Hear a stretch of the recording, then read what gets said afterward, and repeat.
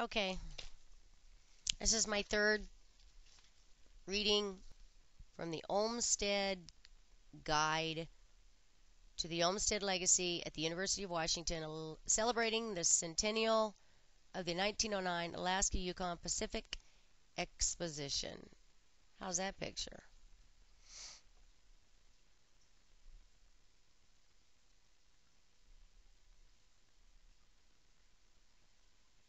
Click.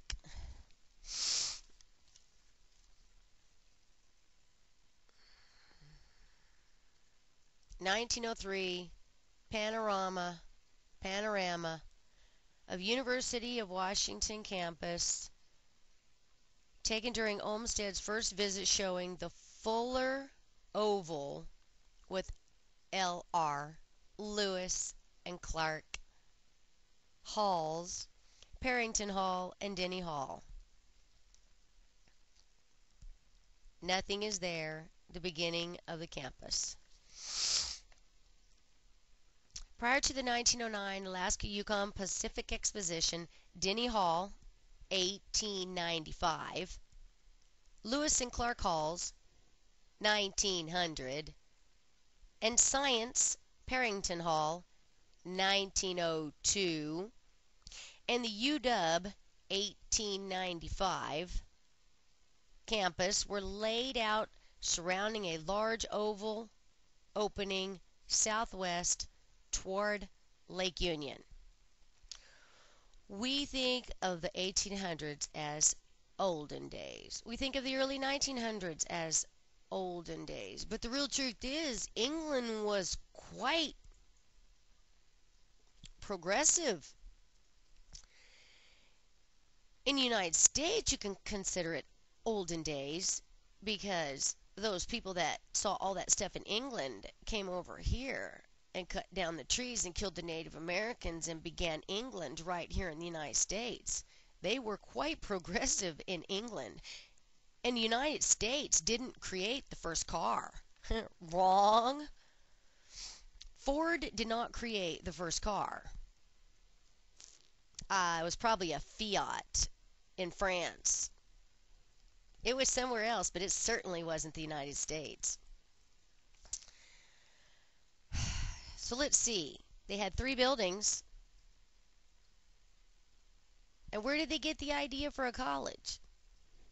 England, Harvard, Yale. Where do you think those things came from? They didn't come over here and think them up. They already had them thought up in their minds. They already saw those things. They came over here and did exactly what they were running from. Territorial University.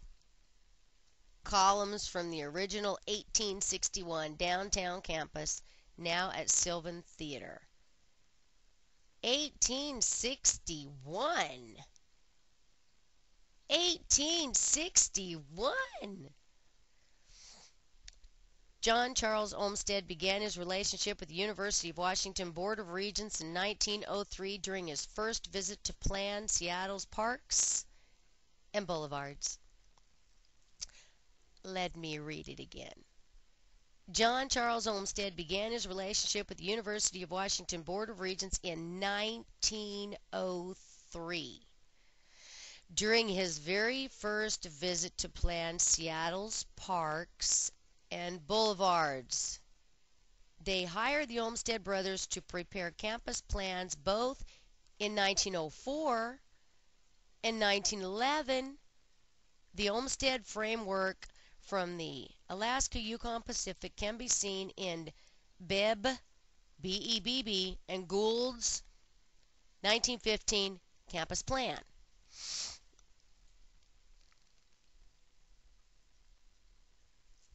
John Olmsted began his relationship with the University of Washington Board of Regents in 1903 during his first visit to plan Seattle's parks and boulevards. Then he was hired for the AYP. First, he created the restructure of 23rd Street and I-90, the boulevards, and all of the park system. Same company that created Central Park created the whole city of Seattle, 1903. This has been in the works for a very long time. They saw Seattle, and they saw the new capital of the United States of America.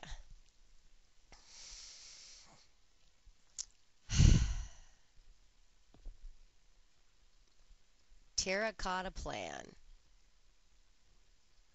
Terracotta plan. They made a plan on terracotta, Smith Hall entry, Bibb and Gould campus, terracotta. Terracotta. Interesting.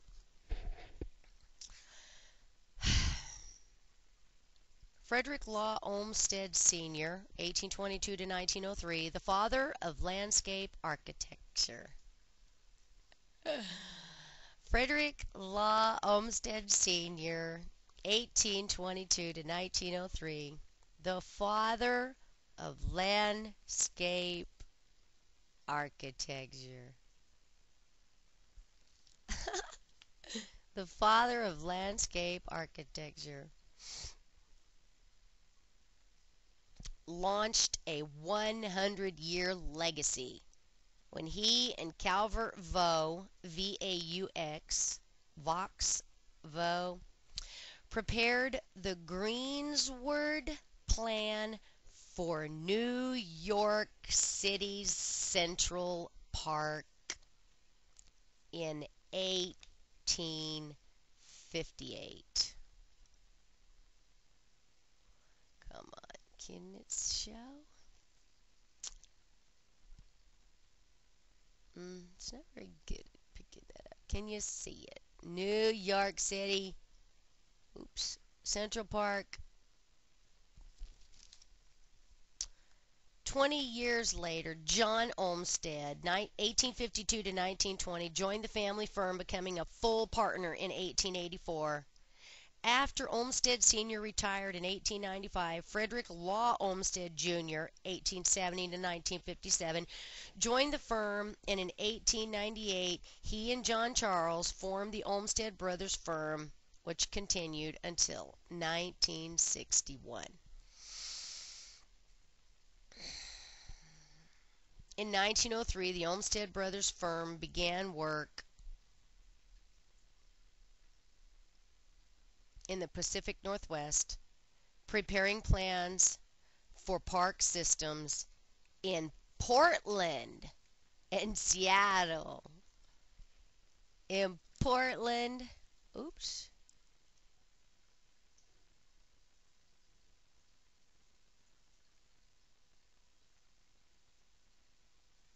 And Seattle.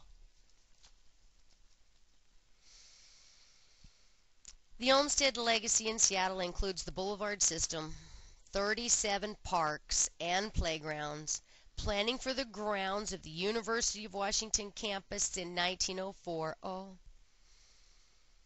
1904 they planned the University of Washington, and then in 1911 to 1914, 1904 and 1911 to 1914 was Washington campus. And then in 1909, Alaska Yukon Pacific Exposition, and many other public and private landscapes, including 30 residential estates. Notice they're white.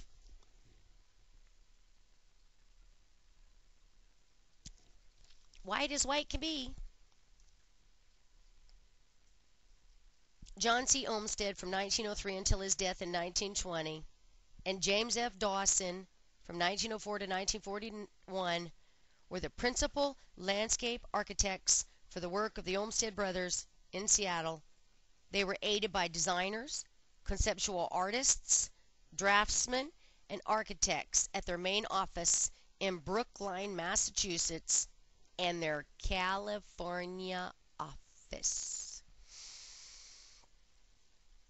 On June 1st, 1909, opening day of the Alaska Yukon Pacific Expo, James J. Hill, known as the Empire Builder for the building the Great Northern Railroad. I hope you've seen my other video about the Great Northern Tunnel and how it's getting ready to fall.